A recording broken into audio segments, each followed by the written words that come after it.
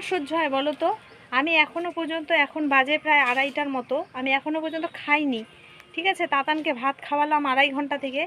2.5 ঘন্টা খাওয়ানোর পরে তাতান এখন কি দুষ্টুমি করছে, আমি ওই ছাদের মধ্যে নিয়ে এসেছি একটা কমলা লেবু খাওয়ানোর জন্য। এবার তাতানকে তোমরাই বলো তো, তাতান এটা কি ঠিক করছে? তোমরাই বিচার করো। তাতানকে তোমরা কেউ বকছো না? তাতানের দুষ্টুমি বেড়ে যাচ্ছে, দেখো তোমরা, দেখো আমি এখনও ভাত খাইনি, ওকে খাইয়ে আমি কমলা লেবু খাওয়াতে আসি ছাদের মধ্যে। আর এই নোংরা জলটা দেখো, সবাই দেখো, নোংরা পচা জলটা, এটা ঘেটে যাচ্ছে, হাত দিচ্ছে, দেখো দেখো দেখো নোংরা জলটা। তোমরা কি কেউ কিছু বলবে একটু তাতানের হয়ে, আমার হয়ে একটু তাতানকে বকু দিবে?